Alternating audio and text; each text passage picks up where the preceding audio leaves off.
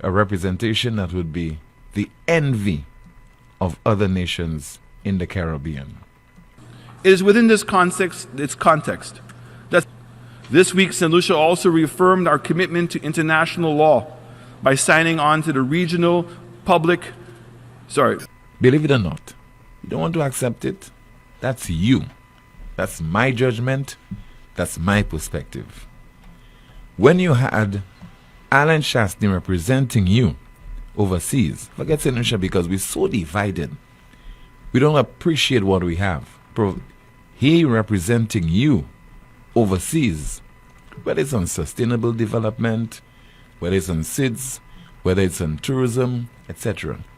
You're satisfied with his performance. And So, Mr. Speaker, when St. Lucia has a government such as this, United Workers' Party, that destroys millions of dollars in assistance from sympathetic countries that are trying to assist us in charting the true and real development of our country, we are destroying our country's reputation. Further, it does not create an improved framework for us to attract foreign assistance when the Prime Minister makes shamefully irresponsible statements in the international community to the effect that they're focusing too much on fighting corruption. And if I'm wrong, the Prime Minister can correct me. A source quoted him as saying, at the last OAS summit, and I quote, and the Prime Minister is free to emerge on a point of order, if that's not true.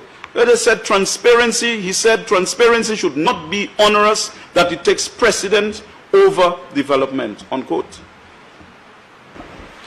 So, Mr. Speaker, he invited me. I never made such statement. I have not been to any OAS summit meetings. For those external partners who want to help us, we ask that you coordinate your programs in tandem with government's determined needs and assist in such ways that builds partnerships and does not impose a particular set of government's mechanisms.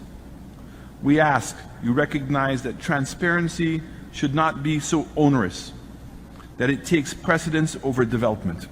He said transparency should not be onerous, that it takes precedence over development, unquote. Mr. Speaker, he invited me. I never made such statement. We ask you recognize that transparency should not be so onerous that it takes precedence over development. And we reduce the level of bureaucracy so that we can get the money quickly. What's happened to the world, everybody's so concerned about corruption that the processes are actually more leaning towards corruption prevention and accountability than it is in terms of what the money was supposed to do in the first place.